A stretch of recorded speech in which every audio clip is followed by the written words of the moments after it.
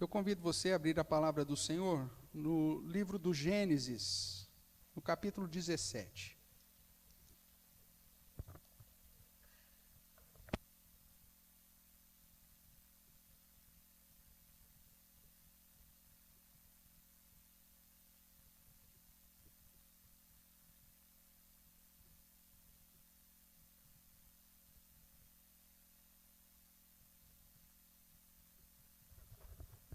Livro do Gênesis, capítulo 17, eu vou ler os 14 primeiros versos, texto que vamos meditar nessa noite, que fala ainda da história de Abraão. Nós que começamos lendo no início do nosso culto, o texto de Gálatas, que fala a respeito de que uma vez que cremos em Jesus Cristo, nós fomos recebidos como descendência de Abraão, e que, portanto, todas as promessas e a herança que fora prometida a Abraão, repousa sobre todos aqueles que creem em Jesus como seu único e suficiente Salvador.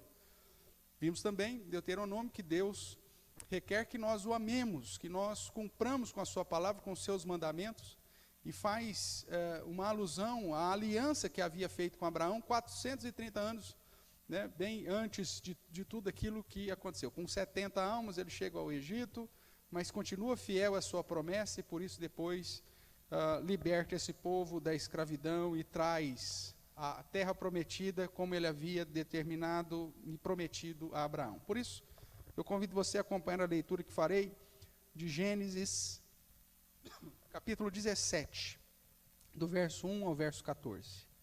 Diz assim: Quando atingiu Abrão a idade de 99 anos, apareceu-lhe o Senhor e disse-lhe: Eu sou o Deus Todo-Poderoso. Anda na minha presença e sê perfeito. Farei uma aliança entre mim e te multiplicarei extraordinariamente.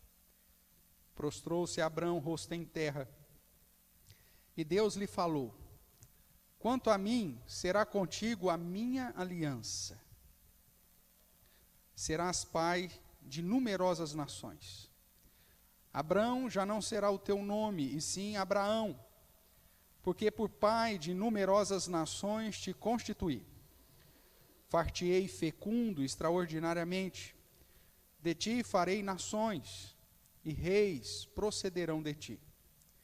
Estabelecerei a minha aliança entre mim e ti, e a tua descendência no decurso das suas gerações, aliança perpétua, para ser o teu Deus e o Deus da tua descendência. Dar-te-ei à tua descendência a terra das tuas peregrinações, toda a terra de Canaã, em possessão perpétua, e serei o seu Deus. Disse mais Deus a Abraão: Guardarás a minha aliança, tu e a tua descendência, no decurso das suas gerações. Esta é a minha aliança que guardareis entre mim e vós e a tua descendência. Todo macho entre vós será circuncidado.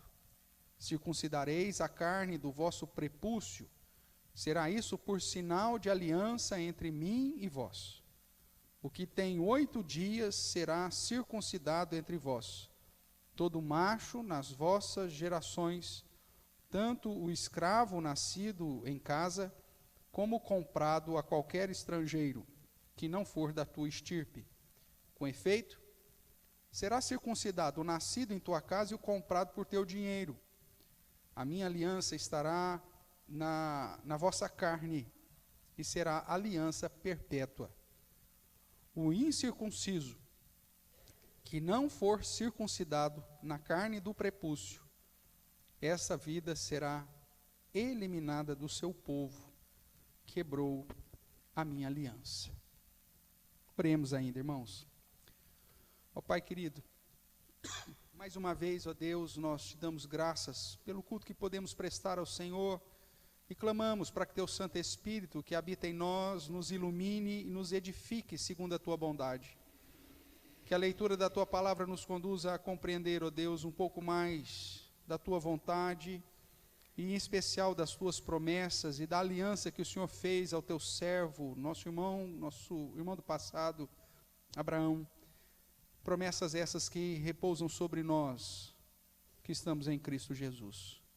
Que o Senhor me use, apesar de mim mesmo, ó Deus, e que o Senhor edifique o meu coração, o coração dos meus irmãos dessa noite, e nos conduza a estarmos no centro da Tua vontade, para a honra e glória do Teu santo nome e para o nosso próprio bem. É o que clamamos em Cristo Jesus. Amém. Amém, queridos? Existe uma divisão entre os cristãos sobre a chamada prática do batismo, né? Você vai encontrar pessoas que tratam do modo de se aplicar o batismo, como a aspersão, ou a imersão, ou até mesmo o derramamento. Mas pelo menos todos concordam que é necessário água, né? Para aqueles que acham que sempre tem um ponto em comum, pelo menos a água é justamente esses pontos. Agora, quando se trata de batismo infantil, o chamado pedobatismo, aí nós temos um abismo entre vários grupos que se chamam cristãos. E esse é um assunto que muitas vezes é tratado como secundário na palavra de Deus e por muitas pessoas que estudam as Escrituras.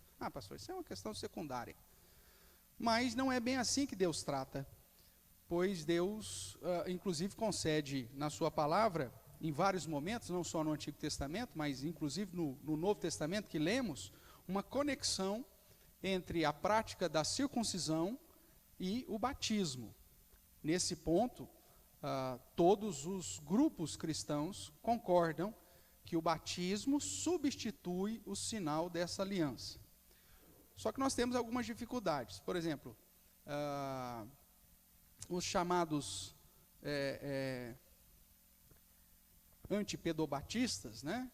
Ou aqueles que batizam baseado simplesmente na fé, o credobatismo, eles desprezam o Antigo Testamento como sendo uma linhagem ou uma continuidade da igreja. Para muitos deles, a igreja cristã começa em Atos capítulo 2, com o derramamento do Espírito Santo. Ali começa a igreja. O Espírito Santo foi derramado, dando poder para que se testemunhasse, e ali os gentios começam a agregar a igreja, obviamente.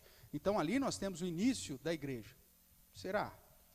Quando nós olhamos para a definição de igreja, que é o corpo de Cristo, e quando olhamos para a palavra do Senhor que diz que todos aqueles que creem em Cristo fazem parte da igreja do Senhor, então essa definição fica um pouco frágil. Como que as pessoas eram salvas no Antigo Testamento? A própria palavra de Deus explica que não existe salvação fora de Jesus. Então, se essa afirmação é precisa, inspirada, e de fato é, todos aqueles que viveram antes de Jesus foram salvos em Cristo.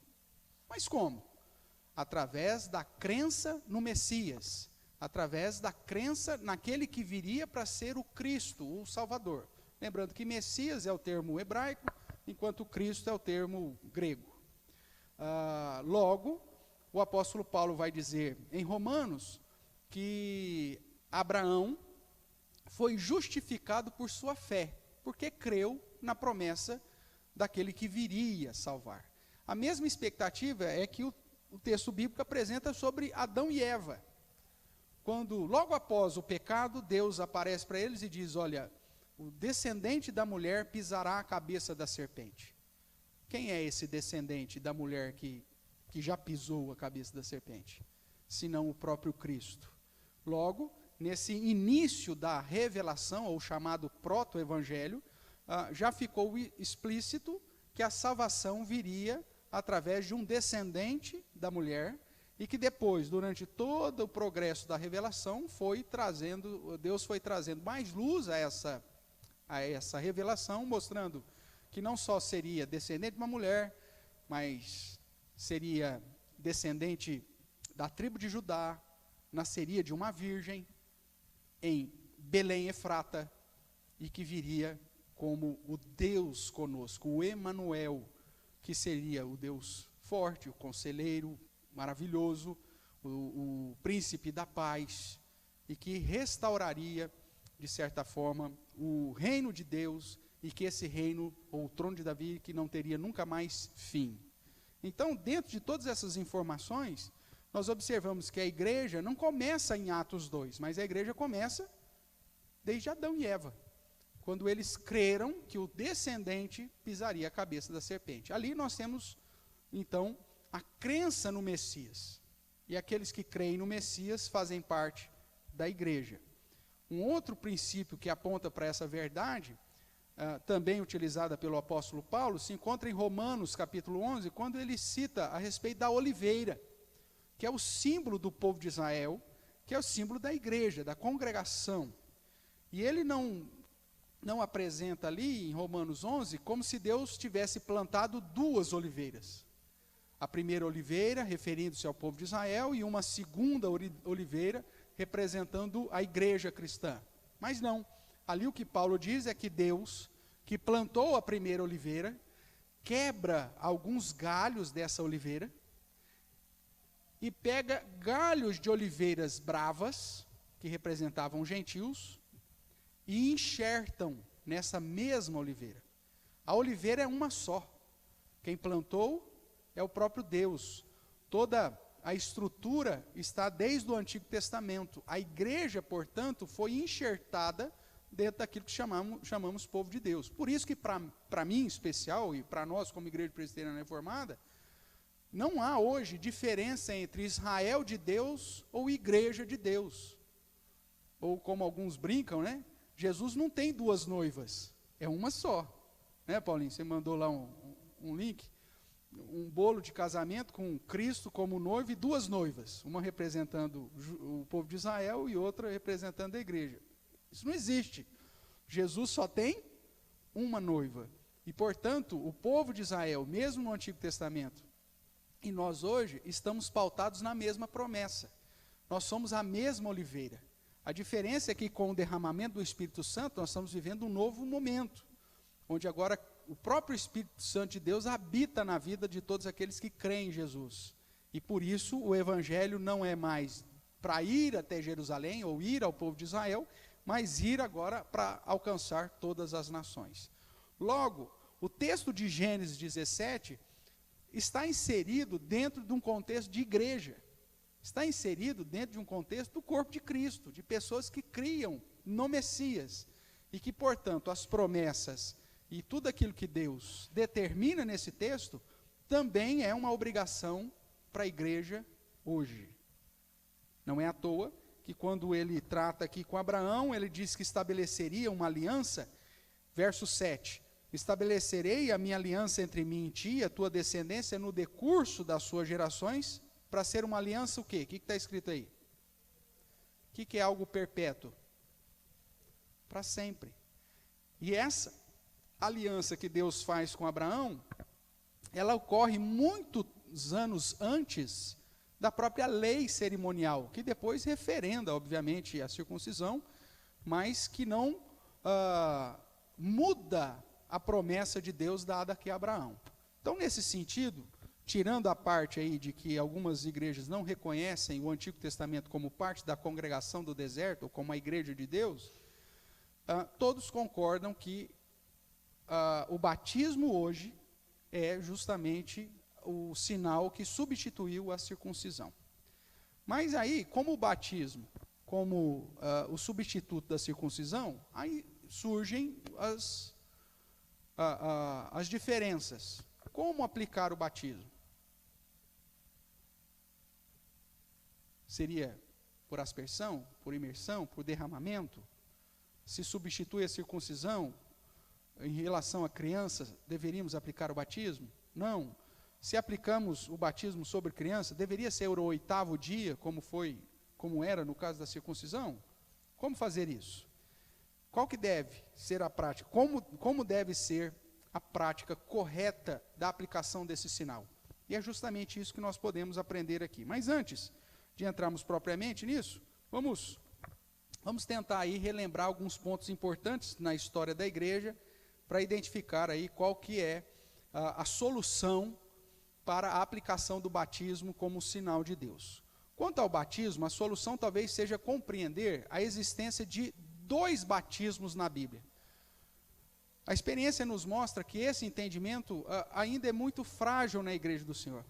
Para 95% das pessoas que eu pergunto quantos batismos existe na Bíblia, sem antes termos estudado isso aqui, as pessoas falam, somente um. O batismo de Jesus. E realmente, no batismo como sinal da aliança que substitui a circuncisão, só tem um, Jesus. Mas a palavra do Senhor nos apresenta 2 batismos distintos. Vamos ver quais são? Primeiro, o batismo pregado por João Batista, que era batismo de arrependimento, de purificação. E este, sim, feito por imersão, porque tinha o objetivo de simbolizar a lavagem dos pecados. Quando você manda o seu filho tomar banho, ele abre o chuveiro para você pensar que ele está tomando banho, e aí ele molha o dedo e faz assim. Significa que ele tomou banho? É óbvio que não, né? E demora lá, para você pensar que ele está tomando banho. Só que aí você pega, a mãe faz isso, né? Pega a toalha branca, molha a pontinha dela. Então vem cá, deixa eu ver se você tomou banho mesmo. Aí só com a pontinha da toalha, fez isso com o Marcelo, né, dona Esther? Passava assim, aqui, ó, o banho que você tomou. Volta lá, safado, mentiroso. Aí punha para tomar banho de novo. Então veja, se o batismo tem como objetivo mostrar lavagem de pecados, ele pode ser usado só com um pouquinho de água? Sim ou não? É óbvio que não. Ele precisa representar que você está sendo lavado. E por isso o batismo de João Batista sempre foi um batismo de imersão. Vamos ver isso? Abra a sua Bíblia lá em Mateus capítulo 11. Marca aqui Gênesis 17, que é o nosso texto principal. Mas vamos dar uma olhadinha aqui em Mateus capítulo 3. Mateus capítulo 3 trata então do ministério de João Batista, pelo menos boa parte dele. E no capítulo 3, verso 11 em diante, ele vai expressar o porquê do seu batismo, né? O porquê da sua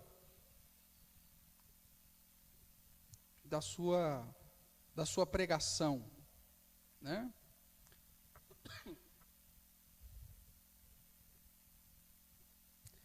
Veja aí, portanto, o que diz, eu vou ler aqui, Mateus capítulo 3, verso 11.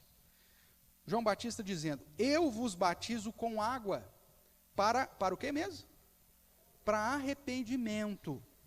Algumas traduções vai trazer, inclusive, para remissão de pecados.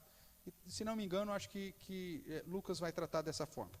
Mas ele diz, eu vos batizo para arrependimento. Mas aquele que vem depois de mim é mais poderoso do que eu, ele está referindo a Jesus, cujas sandálias não sou digno de levar, ele vos batizará com o Espírito Santo e com fogo. E fogo aqui é condenação, tá bom, irmãos? Se você observar aí o verso 10, vamos lá, já que vamos fazer o serviço, vamos fazer completo, né? Verso 10. Já está posto o machado à raiz das árvores. Toda árvore que não produz bom fruto é cortada e lançada na onde? Lançada no fogo. O batismo de João Batista era para arrependimento. Ele estava pregando para o povo se arrepender. Tanto é que alguns fariseus vieram, e João Batista, de um modo muito gentil, carinhoso, chama aquele povo de raça de víboras. Quem vos induziu a buscar o arrependimento em Deus? Lembra disso? E ele diz, olha, o machado já está preparado. Está posto o machado na raiz da árvore. Se você não se arrepender, vai se cortar a árvore, aquela que não produz bons frutos, e essa árvore será lançada na onde? No fogo. Fogo aqui é sinônimo de bênção. Cortar uma árvore que não dá bom fruto e jogar no fogo é sinal de poder, é sinal de glória, é sinal de engrandecer,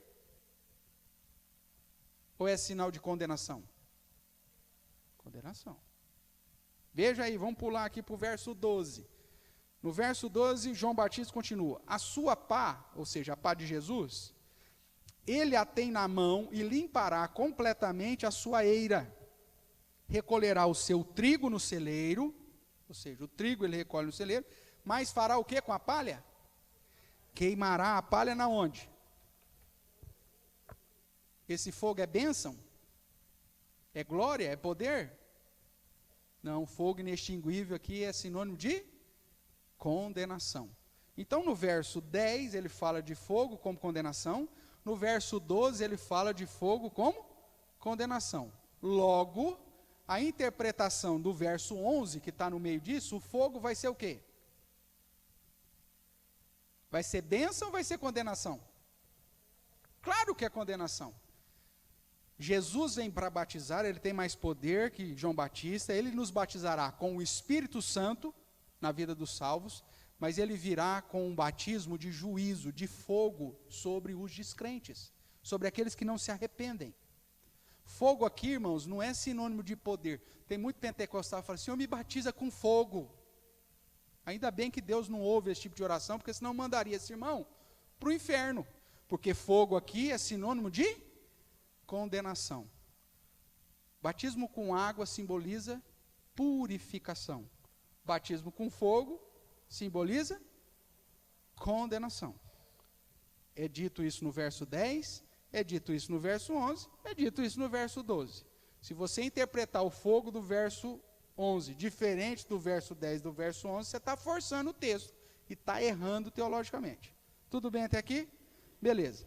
Então, voltando para o nosso assunto principal, João Batista diz que ele batizaria com água para arrependimento, mas Jesus traria um batismo diferente, um batismo com o Espírito Santo. Ficou clara essa distinção? Então nós temos o batismo de João, que era arrependimento, e o batismo que Jesus instituiria. O batismo de João Batista, como nós vemos aqui, é para arrependimento, remissão de pecados. Aí surge uma pergunta. Se o batismo de João Batista era de arrependimento, por que Jesus Cristo recebeu o batismo de João Batista? Jesus tinha que se arrepender de alguma coisa? Jesus tinha um pecado oculto lá que ninguém sabia? Não, a palavra de Deus diz que Jesus é o próprio Deus encarnado e que ele nunca pecou. Então, por que o verso 13 vai dizer assim? Porém, em esse tempo, dirigiu-se Jesus da Galileia para o Jordão, a fim de que João o batizasse. Ele, porém, o dissuadia, dizendo, João falava para Jesus, é eu que preciso ser batizado por ti e tu vens a mim? Mas Jesus responde, deixa por enquanto, porque assim nos convém cumprir o quê? Toda a justiça. Quem que nos justifica do pecado, irmãos? Segundo Paulo, nós somos justificados do pecado através da obra de quem? De Jesus Cristo. Ele é o nosso mediador. Ele é o teu representante, ele é o meu representante. Logo, Jesus Cristo diz para João que ele deveria receber o batismo de arrependimento, não porque era pecador ou que tinha algo para se arrepender, mas porque ele era o meu e o teu representante, para cumprir a tua justiça e a minha, e para que nós fôssemos então representados por Cristo nesse batismo. Logo, o batismo de João Batista, que era para remissão de pecados, para arrependimento, e que tinha que ser de lavagem, para simplesmente simbolizar que os nossos pecados estavam sendo retirados, foi feito por Jesus, para que hoje eu e você não precisamos mais passar pelas águas como o batismo de arrependimento. Porque se Jesus não tivesse recebido esse batismo, aí sim, nós teríamos que receber o batismo de arrependimento de João Batista, e depois receber o batismo que Jesus instituiu como substituição da circuncisão. Mas Jesus já fez isso por nós. Quer ver uma prova disso? Abre a sua Bíblia mais uma vez, agora no texto de Atos 19. Eu vou ler até um pouquinho antes. Atos 18. No texto, inclusive, que nós estudamos juntos essa semana, né, Ronaldo? Atos 18, que nos ajuda aqui a entender alguma coisa a mais.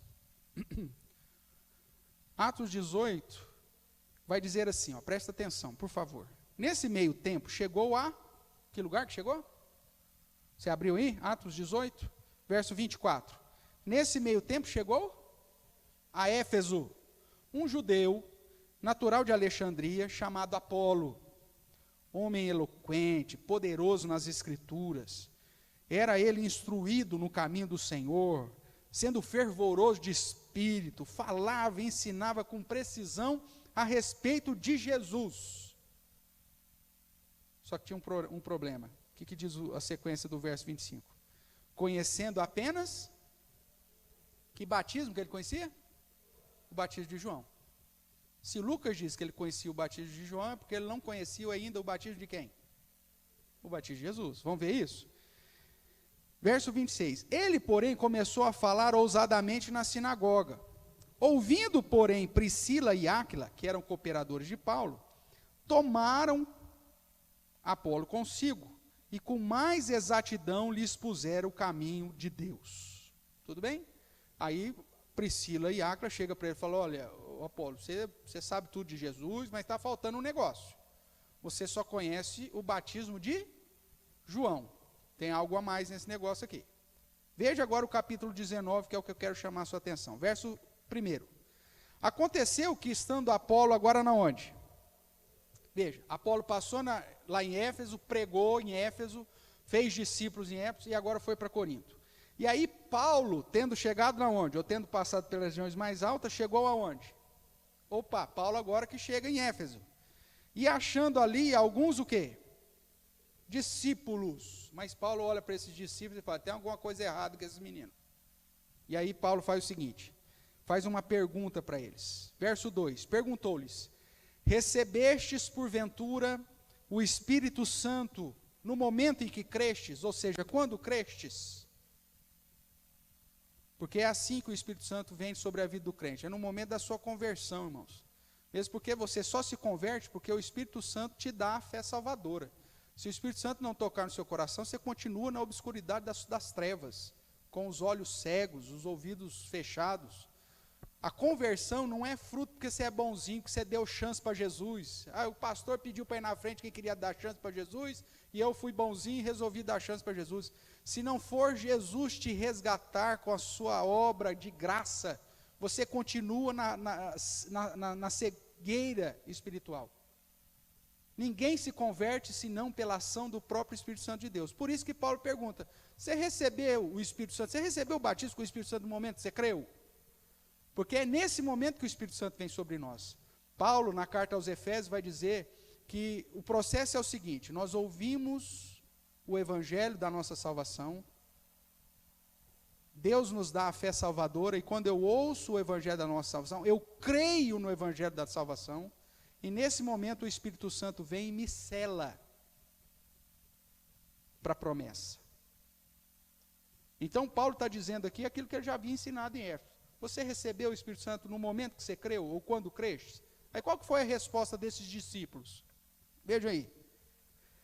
Ao que lhe responderam: pelo contrário, nem mesmo ouvimos que existe esse tal Espírito Santo. Eu nem mesmo sei que existe o Espírito Santo. Aí Paulo falou: o problema é maior que eu pensei. E aí ele faz uma outra pergunta. Verso 3. Então Paulo perguntou: em que, pois, fostes? Qual que foi a pergunta de Paulo? Em que, pois, fostes batizados? Aí qual que foi a resposta da turminha aqui? Responderam: no batismo de João. Aí Paulo intervém. Disse-lhes Paulo, verso 4, presta atenção: João realizou o batismo de arrependimento, dizendo ao povo que cresce naquele que vinha depois dele, a saber, em Jesus. Eles, tendo ouvido isto, ou seja, aqueles que haviam recebido o batismo de João, tendo ouvido isso, foram o quê? Batizados em nome do Senhor Jesus. Ótimo. Se o batismo de João e o batismo de Jesus fosse a mesma coisa, Paulo teria batizado esses homens de novo? Sim ou não? É lógico que não.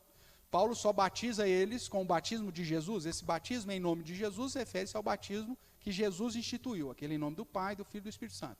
Então, Paulo só batiza esses homens porque o batismo de João não tem o mesmo significado do batismo de Jesus.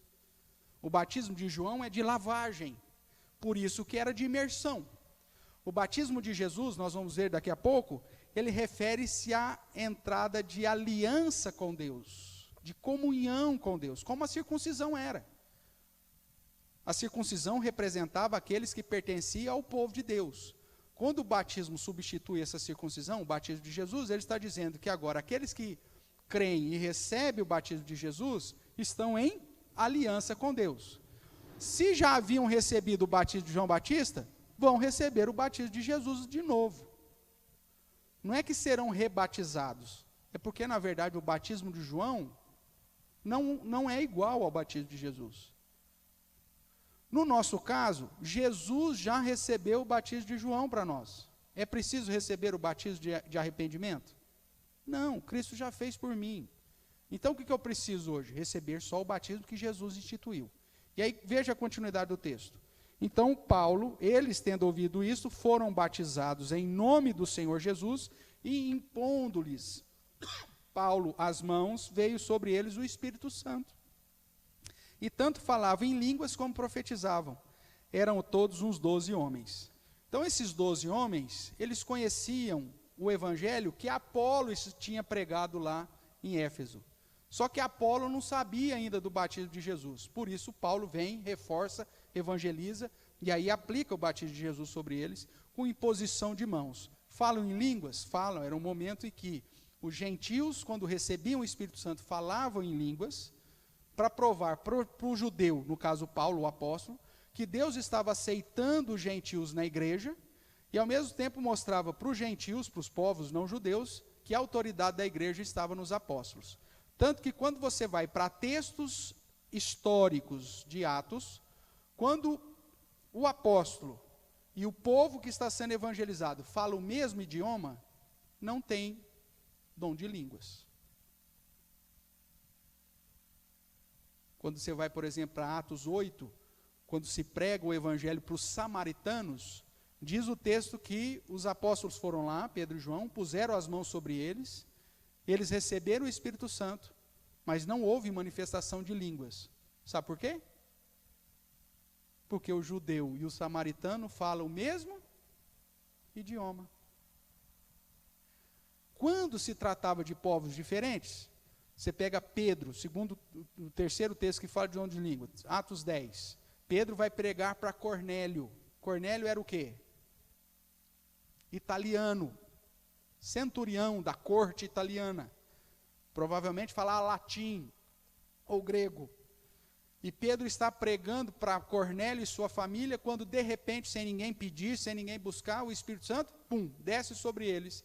E eles começam a engrandecer o nome de Deus. E os da circuncisão, ou seja, os judeus que estavam acompanhando Pedro, ficaram admirados de ver os gentios engrandecendo o nome de Deus.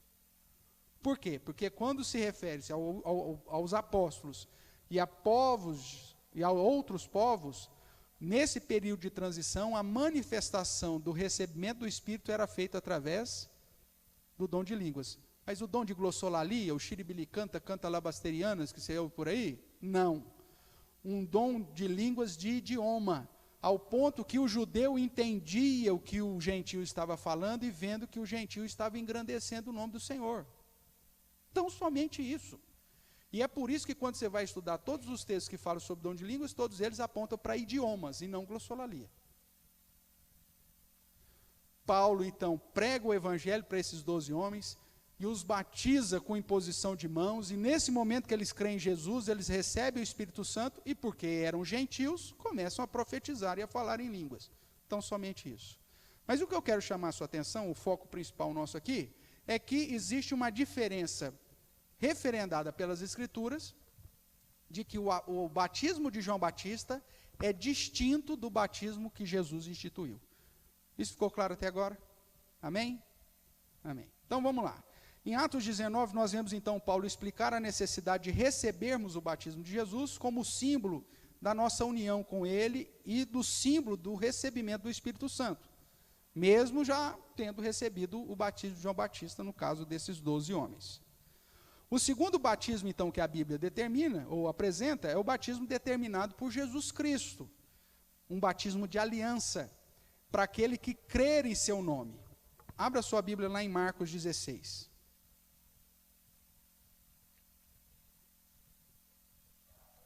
Evangelho de Marcos, capítulo 16, vai nos dizer assim. Eu vou ler aqui a partir do verso 14. Finalmente, apareceu Jesus aos 11, aos discípulos, aos apóstolos. Por que 11, pastor? Porque Judas já tinha se suicidado, já tinha ido. Então só tinha 11 agora. Jesus apareceu aos 11 quando estavam à mesa, e Jesus censurou-lhes a incredulidade e dureza de coração, porque não deram crédito aos que o já tinham visto ressuscitado. Jesus havia ressuscitado, apareceu a dois discípulos no caminho de Emaús, apareceu para Maria Madalena, todo mundo contou para os discípulos, mas os discípulos, não acreditam, eu só acredito vendo. Aí Jesus aparece, puxa a orelha deles, e aí no verso 15 diz assim, e disse-lhes, ide por todo o mundo, e fazer o quê? Pregai o evangelho a toda criatura. O contexto aqui é a evangelização dos não-judeus, é a evangelização dos gentios, ide por todo o mundo e pregai o evangelho a toda criatura. A sequência do verso 16 está dentro desse sistema, ou desse contexto da pregação dos outros povos. Você vai para todo mundo, pregar o evangelho, quem crer e for batizado, será salvo. Quem, porém, não crer, será condenado. Ok? Então, nós vemos aqui no versos mais específicos, 15 e 16, Jesus dizendo, após a sua ressurreição, que os discípulos deveriam ir a todas as nações, para o mundo, pregar o evangelho a toda criatura. Desses que ouvissem a pregação do evangelho e crescem, recebendo o batismo, seriam salvos. O batismo não salva, mas é o símbolo, é o sinal daqueles que creem em Cristo e daqueles que receberam o Espírito Santo no momento que creram. Veja que a sequência é, você vai pregar o evangelho, e se as pessoas não crerem, o que acontecerá com elas? Será condenada. Muitas pessoas usam esse texto para dizer, inclusive, que o batismo infantil não tem base bíblica, porque eles dizem assim, Levi, você crê no Senhor Jesus como seu único e suficiente Salvador, Levi? E o Levi não vai responder nada. Rafael, você crê no Senhor Jesus como seu único e suficiente Salvador? Rafael. O Rafael nem sabe que eu estou falando com ele. Aí fala, então como que você pode batizar uma criança se eles não creem?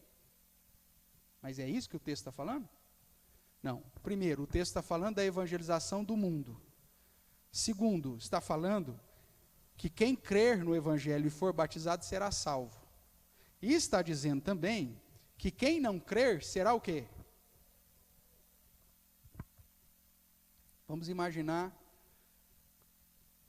as crianças que morrem ainda bebês. Se eu for aplicar esse entendimento desse texto, eu estou dizendo que toda criança que morre vai para onde? Vai para o inferno. É isso que a Bíblia ensina? É lógico que não. Muito pelo contrário, Jesus, quando olha para os filhos dos crentes, na época do seu ministério terreno, não para todas as crianças, mas quando ele olha para os filhos dos crentes, ele diz, deixar vir a mim os pequeninos, porque dos tais é o reino dos céus. A Bíblia diz que o Senhor tem uma aliança de ser o meu Deus e o Deus da minha descendência. Que Deus promete ser o Deus do Bruno da Adriele e ser o Deus do Levi. Promete ser o Deus do Gabriel e da Adriana e, consequentemente, da sua descendência, do Rafael e do punhado de filhos que ainda vão ter. E se porventura, irmãos, é lógico que isso não é nunca o nosso desejo, mas se porventura um desses filhos vier a falecer ainda bebê, nós cremos pela promessa da aliança e pela fala de Jesus que dos tais é o reino dos céus. É nesse sentido que Davi, quando perdeu o primeiro filho que ele teve com Betseba, depois de orar e jejuar pela saúde daquela criança, e mesmo assim Deus a leva, ele fala, ela não voltará para mim, mas eu irei para ele. Davi tinha certeza da salvação do seu filho, por conta justamente da aliança de Deus. As crianças que porventura morrem na infância sem ter a idade suficiente para crer, são preservadas na aliança que Deus faz com os seus pais. Agora, quando ela cresce e tem a oportunidade de ficar uns moços bonitos, assim, grande, né? Aí eles por si só vão professar a sua fé em Cristo. Mas esse texto de Marcos não está tratando, inclusive, de batismo de criança. Está falando de batismo de adultos que serão confrontados com o Evangelho, com a pregação do Evangelho no mundo todo. E o próprio texto me prova isso, porque se eu for aplicar isso para criança, eu caio numa heresia das mais terríveis, de dizer que as crianças que morrem vão para o inferno. E isso a Bíblia não diz. Tudo bem até aqui? Então vamos lá. Nós vemos então que o batismo determinado por Jesus é para aquele que crê em seu nome, e que foi realizado como símbolo do recebimento do Espírito Santo, ou seja, da conversão. Lógico, didaticamente, esse batismo, na história da igreja, sempre foi aplicada por aspersão.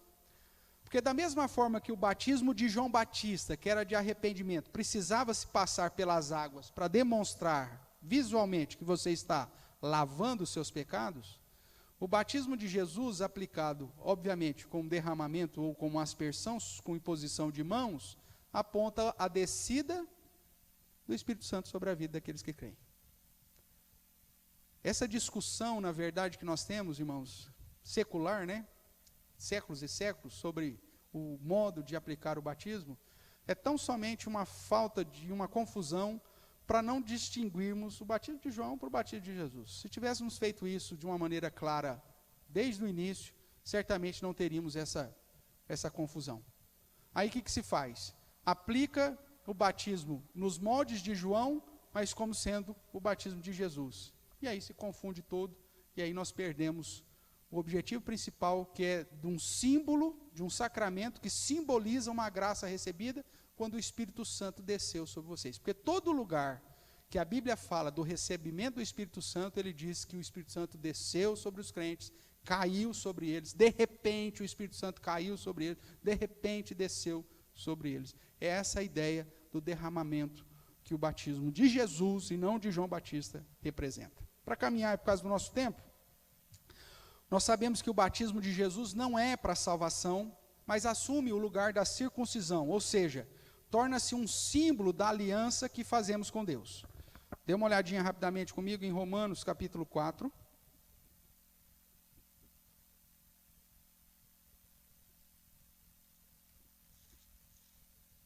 Romanos capítulo 4, verso 11, vai nos dizer assim.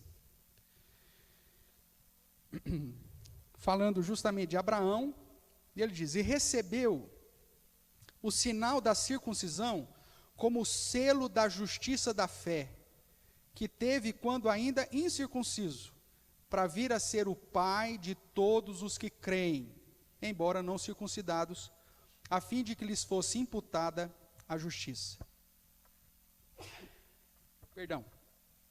Então nós vemos aqui, irmãos, que a circuncisão era um sinal de um selo da justiça da fé. E o que é o batismo? A mesma coisa. Muda-se o sinal, porém o significado permanece igual. Veja lá em Colossenses capítulo 2. Colossenses capítulo 2, verso 11.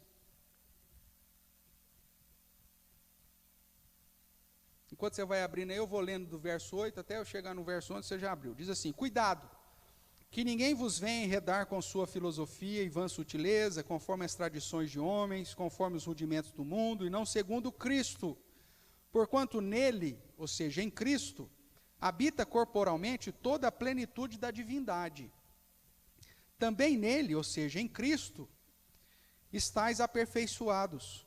Ele é o cabeça de todo o principado e potestade. Nele, ou seja, em Cristo, também fostes circuncidados, não por intermédio de mãos, mas no despojamento do corpo da carne, que é a circuncisão de Cristo, tendo sido sepultados juntamente com ele no batismo, no qual igualmente fostes ressuscitados mediante a fé no poder de Deus que ressuscitou dentre os mortos. Veja, o que Paulo está dizendo aqui é que a circuncisão e o batismo simbolizam a mesma coisa. e que nós fomos circuncidados em Cristo e batizados juntamente com eles através da sua obra realizada na cruz. O batismo de Jesus substitui a circuncisão, que aponta um sinal de aliança que temos com Deus e que na cruz do Calvário nos garante a salvação. Esse é o entendimento do significado do batismo. Um sinal da aliança e da aplicação da salvação de Jesus Cristo em nossa vida. Sob o Novo Testamento, agora a circuncisão que era aplicada só aos homens, agora passa a ser aplicado sobre homens e mulheres. Voltando aqui para Gálatas, no capítulo 3, nós lemos aqui, né, o nosso irmão Adilson leu para a gente, o verso 26 em diante vai dizer: pois todos vós sois filhos de Deus mediante a fé em Cristo Jesus, porque todos quanto fostes batizados em Cristo, de Cristo vos revestistes. Dessarte não pode haver judeu, nem grego, nem escravo, nem liberto, nem homem, nem mulher, porque todos vós sois um em Cristo Jesus, e se sois de Cristo, também sois descendentes de Abraão e herdeiros segundo a promessa. Veja, o batismo, ele é um sinal da graça que demonstra que não há mais distinção entre judeu e grego, entre escravo e liberto, e nem mais entre homem e mulher. No Antigo Testamento, aquele sinal de sangue, que era a circuncisão, era aplicado tão somente nos homens. E as mulheres eram recebidas ou na figura do pai, estavam debaixo da aliança por conta da aliança que o pai tinha com Deus, ou na figura do esposo. E é nesse sentido, irmãos, que no Antigo Testamento a ideia do casamento misto era rechaçado, porque se a filha de um crente, de um judeu, casasse com um homem de outra nacionalidade, ela estava sendo retirada da aliança. Ela estava quebrando a aliança com Deus. Por isso que o casamento misto era algo que foi duramente condenado no Antigo Testamento. Tudo bem? Hoje não. Hoje o relacionamento dessa aliança é individual. Deus faz com o homem, faz com a mulher, com o judeu, com o grego, com qualquer outra pessoa. Então, quanto ao batismo infantil, né, uma outra dúvida que temos é: e o apresentar não é a postura correta? Porque quando você vai para a lei de Moisés, você vê lá que o filho primogênito deveria ser apresentado após 30 dias. O que acontecia no contexto judaico? Nasce o bebezinho, sexo masculino, 8 dias de vida você trazia até o rabino, até o sacerdote, e havia a circuncisão com 8 dias de vida. Depois esperava-se um período, a purificação da mãe, aí levava-se a criança até o templo, e aí fazia a apresentação do Senhor com o holocausto. Tinha que matar uma ovelhinha ou duas pombinhas. A apresentação, então, fazia parte da lei cerimonial. Lei cerimonial esta que foi cumprida em Jesus Cristo. Jesus já pagou por todos os holocaustos. Você traz alguma ovelha hoje na igreja para ser sacrificada? A gente corta aqui alguma ovelha no meio? Você tem que trazer alguma rolinha? É lógico que a gente tem hora que vontade de matar umas pombinhas aí, mas nós fazemos algum sacrifício de rolinho aqui? Não faz. Por quê? Porque Jesus já cumpriu todos os sacrifícios. Então a apresentação, que no caso era só do primogênito, fazia parte da lei cerimonial, que foi cumprida em Cristo. A circuncisão é algo que foi trazido a Abraão antes da lei cerimonial. Por isso que a circuncisão permanece. Só que agora com o sinal mudado, que é o batismo. Mas a apresentação não tem mais base bíblica. Quando uma igreja hoje, ao invés de aplicar o sinal da aliança, que é o batismo, apresenta a criança e ainda não faz o holocausto, está fazendo tudo errado. Primeiro, porque ela está ressuscitando parte da lei cerimonial. Segundo, porque ela não apresenta só o primogênito. Se o cara tem 10 filhos, vai apresentar os 10 filhos. É como se dissesse: olha, a obra de Jesus não foi suficiente, esse pedaço da lei cerimonial ainda está em vigor. É isso que a Bíblia diz? É óbvio que não. Tudo que regia a lei cerimonial, o sacerdócio levítico, os holocaustos, as ofertas de manjares, e tudo aquilo que estava prescrito na lei cerimonial já foi cumprido em Cristo Jesus. Logo, o apresentar de crianças caiu. Pastor, então, o que fazer? Irmãos, é importante recordar, como eu disse, que a existência ou a exigência de apresentar o filho primogênito foi uma regra da lei cerimonial de Moisés, cumprida em Cristo e, consequentemente, abolida, porque já foi realizada. Já o batismo, como substituto da circuncisão, não está ligado à lei de Moisés, mas sim a um pacto firmado por Deus, antes mesmo da lei, uma aliança que o próprio Deus chama de aliança perpétua, para sempre. Mas por que então nós aplicamos o batismo infantil? Né? Lembramos que o batismo substitui o sinal da circuncisão. A circuncisão era aplicada sobre os meninos no 8º dia de vida. Lembre-se ainda que o batismo não é para salvação, somente representa, e que, sob o Novo Testamento, agora é aplicado sobre homens e mulheres. Logo, o batismo infantil, substituindo o sinal da circuncisão e por analogia de fé, sobre o Novo Testamento, deve ser aplicado sobre todos os filhos e filhas de pais crentes, que já receberam o sinal da aliança com Deus e que, portanto, estão vivendo nesse pacto. Da mesma sorte que os filhos dos judeus tinham o dever de receberem a circuncisão, os filhos dos crentes hoje têm o dever de receberem o batismo, como sinal da aliança. É dessa forma que deveríamos agir como igreja do Senhor. Para a salvação, como fazem os católicos? Não.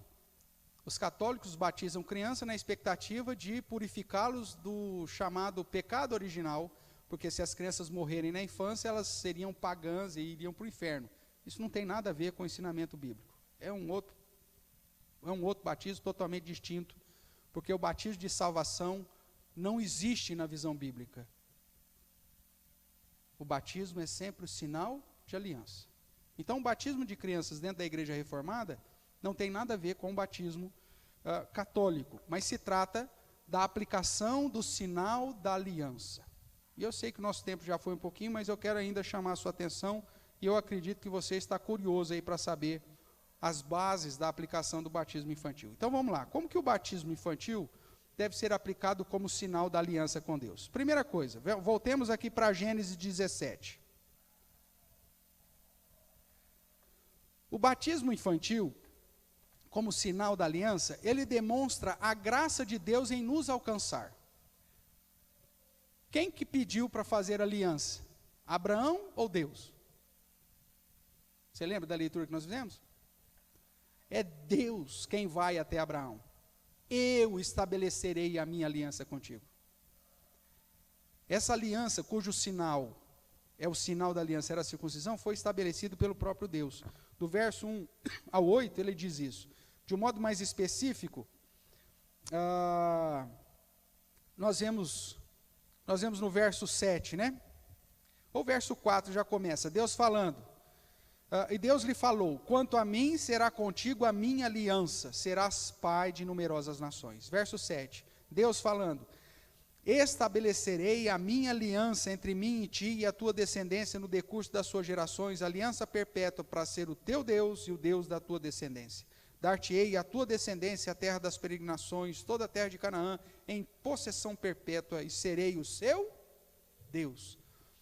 A aplicação do batismo infantil como sinal da aliança aponta primeiramente para o fato de que Deus me alcançou com a sua graça. Deus desejou realizar uma aliança comigo. Foi Deus quem desejou estabelecer a aliança com o seu povo. Uma aliança onde Ele prometia ser o nosso Deus e da nossa descendência para todo sempre. Uma aliança onde Ele prometia sustentar e abençoar o seu povo até o cumprimento dos seus propósitos eternos.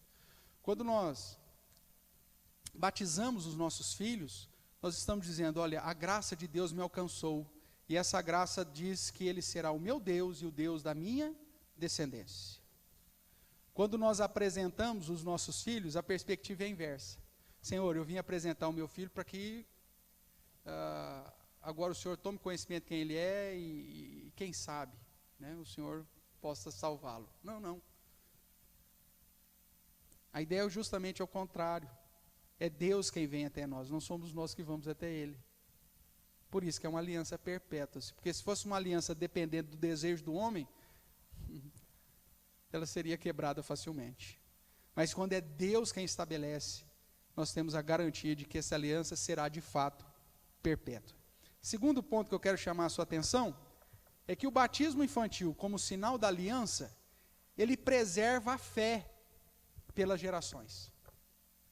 Porque coloca sobre o pai a responsabilidade de ensinar o filho no caminho do Senhor. Mesmo que ele não saiba absolutamente nada aos 8 dias de vida, mas durante a sua infância e certamente a sua adolescência, ele vai crescer e ver outras crianças passando pelo mesmo rito. Pai, o que significa esse negócio? Por que aconteceu isso comigo e por que está acontecendo isso com meu irmãozinho? Porque Deus estabeleceu uma aliança. E você assim preserva a fé. Deus promete ser o seu Deus. Por isso, mesmo quando pequenino, você precisa caminhar na presença do Senhor. Você precisa temer a Deus, reconhecer que Jesus é o seu Salvador. Ou seja, a aplicação da aliança, ou do batismo como sinal da aliança, ele preserva a fé. A aliança prevê uma prática de obediência da nossa parte, dos pais, e que deveria ser ensinada e aplicada nas gerações futuras, perpetuamente. Nós já vimos, inclusive, que no Antigo Testamento, tal sinal era aplicado apenas nos meninos, como cabeça da família, e nos adultos que se convertiam ao judaísmo. Chegou um adulto aí que não era judeu, se converteu, ele recebia a circuncisão. Mas no Novo Testamento, não há mais a distinção na recepção dos crentes. Não importa se ele é judeu, se ele é grego, se ele é homem, se ele é mulher, se ele é escravo, se ele é liberto. Todos recebem o sinal da aliança, com a ideia de preservar a fé para gerações futuras. Por isso que Deus vai olhar para Abraão e dizer: guardarás a minha aliança, verso 9, tu e a tua descendência. Não era só Abraão que tinha que guardar, mas ele tinha que guardar e ensinar os seus descendentes a fazer a mesma coisa. Tu e a tua descendência no decurso das suas gerações. Não importa quanto tempo vai viver, isso vai ser aplicado de tempo em tempo. E aí a aliança que ele dá, o sinal dessa aliança no contexto do Antigo Testamento era a circuncisão, e assim que deveria ser aplicado. Verso 11 diz: circuncidareis a carne do vosso prepúcio, será isso por sinal de aliança entre mim e vós. Veja que esse sinal não era aplicado somente sobre os filhos ou os descendentes naturais de Abraão, mas todos aqueles que fossem agregados a Abraão. No contexto era permitido a questão da escravidão, comprar escravos, adquirir escravos, e se Abraão adquirisse o escravo que não fosse dentre os escravos dos judeus, ele deveria aplicar o sinal sobre ele. Porque agora você me pertence, então o sinal será aplicado sobre você. E se ele tivesse outros filhos, ou tivesse adotado filhos, esses filhos receberiam o mesmo sinal. Porque o sinal, irmãos, não está pautado na figura da criança, mas sim na obediência do pai. Deus estabelece essa aliança com os pais. E exige que os pais ensinem isso aos seus filhos. Em terceiro lugar, demonstra a nossa fidelidade ao Senhor. Veja o que diz o verso 14, esse verso é importantíssimo. O incircunciso, ou seja, aquele que não recebeu a circuncisão, aquele que não recebeu o sinal da aliança, que não for circuncidado na carne do prepúcio, essa vida será o quê? Eliminada do seu povo. Quebrou a minha aliança. Só por esse verso já seria suficiente para que eu e você temesse a ausência da aplicação desse sinal na vida dos nossos filhos. Porque se é uma aliança perpétua, que vem do próprio Deus para nós, demonstrando a sua graça, que exige que apliquemos sobre a nossa descendência, e diz que se nós não aplicarmos, a vida que não receber esse sinal seria o quê? Eliminada. Só isso deveria nos conduzir a um temor diante de Deus para aplicar o sinal da aliança. Logo, irmãos, o sinal da aliança, antes circuncisão, agora batismo, é diferente da prática, da exigência da lei de Moisés, que era a cerimônia de apresentar apenas o primogênito. Esta lei cerimonial, como eu já disse, foi cumprida em Cristo e abolida, enquanto que a circuncisão, agora batismo, permanece perpetuamente como demonstração de que temos um pacto com Deus. Quando nós negligenciamos isso, segundo as Escrituras, nós somos passíveis de punição, porque nós quebramos a aliança. E nós temos um exemplo bíblico disso. Êxodo capítulo 4, verso 24 a 26, se você abrir lá, você vai ver que aquele que escreveu tudo isso, Moisés, ele esqueceu de aplicar o sinal da aliança. E veja o que aconteceu. Êxodo capítulo 4, verso 24. Êxodo 4, 24 vai dizer assim: estando Moisés no caminho, numa estalagem, encontrou quem? O que está escrito aí? Encontrou o Senhor. Como que está escrita essa palavra Senhor aí? Tudo maiúsculo, ou seja, encontrou o Yahvé, ou Javé, ou Jeová, ou o grande eu sou, o Deus da aliança. O Senhor o encontrou lá, encontrou o Senhor, e o que o Senhor quis fazer? Quis matar quem? Quis matar Moisés. Deus chama Moisés, dá poderes para Moisés, para tirar o povo do Egito. Aí depois que tudo acontece, depois de falar com o faraó, depois de chamá-lo para essa grande missão, depois de conceder poderes a Moisés, falar na sarça ardente, enquanto Moisés está na viagem, Deus aparece para ele e o quer? Matá-lo. Por que será? Vamos ver? O que diz o texto? Então, Zípora, a esposa de Moisés, tomou uma pedra aguda e cortou o prepúcio do seu filho, lançou-o aos pés de Moisés e lhe disse: sem dúvida tu és para mim esposo sanguinário. E assim o Senhor o deixou. Ela disse esposo sanguinário por causa da circuncisão. Moisés não tinha feito o sinal da aliança com seu próprio filho, provavelmente Gerson, né, um dos filhos. E aí o Senhor veio para... Por que o Senhor não veio para matar a criança? Porque o sinal, o pacto é feito com o Pai. Eu serei o seu Deus e o Deus da sua descendência. O fato de Moisés ter negligenciado a aplicação do sinal da aliança conduziu o Senhor para matá-lo. Aí Zípora, com uma pedra, faz a circuncisão e o Senhor o deixa. O texto deixa claro que a visita do Senhor para matar Moisés foi porque ele tinha quebrado a aliança. Ele não tinha aplicado. O incircunciso será eliminado. Só que aí, veja, como a responsabilidade está na figura dos pais, porque o batismo não é para salvação, é para demonstrar a sua obediência, a sua fidelidade a Deus, de que você crê que Deus é o seu Deus e o Deus da sua descendência, o Senhor vem contra Moisés. Irmãos, a igreja do Senhor durante séculos tem desprezado o batismo infantil como sinal da aliança do Senhor. Pastor, mas isso é importante? Se o Senhor quis matar Moisés porque ele não fez isso, eu já não sei o que é mais importante.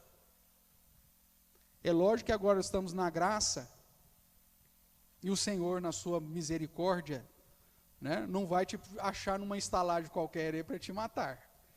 Mas o ensinamento desse texto deve conduzir você a entender plenamente o que realmente significa o batismo de Jesus e saber que esse sinal é um sinal de aliança entre Deus e você, para ser o seu Deus e o Deus da sua descendência. E que pesa sobre você a responsabilidade de ser fiel em aplicar esse sinal sobre os seus filhos. Concluindo, assim nós concluímos que o batismo é ministrado com base na aliança, da mesma forma que era a circuncisão. Logo, as crianças, filhos de crente, devem receber o batismo como sinal e selo da aliança, significando que estão dentro da igreja e sobre a promessa feita por Deus. Essas crianças que receberam o sinal da aliança, é justamente para elas que Jesus disse: deixai-as vir a mim, porque das tais é o reino dos céus. Sabemos que isso não lhes garante a salvação pura e simplesmente, como pensam os romanistas, que, como eu já disse, batizam para remissão de pecados, mas demonstra a obediência dos pais que estão em aliança e em pacto com Deus. E é por isso que, debaixo ainda da instrução do Senhor, o pai crente deve instruir os seus filhos, inculcar a mensagem, o ensinamento do Senhor desde pequenininho, para que eles possam depois, quando na fase que tenham condições de expressar por si só a sua fé, possam declarar Jesus como seu único e suficiente Salvador. Enquanto isso, cabe a você, pai, a você, mãe, em fidelidade àquilo que a palavra do Senhor nos exorta a aplicar, o sinal da aliança, na herança que Deus te deu, fruto da bondade e da misericórdia do Senhor. Que Deus nos conduza a andarmos em fidelidade e assim abençoe a nossa vida e a vida dos nossos descendentes. Amém?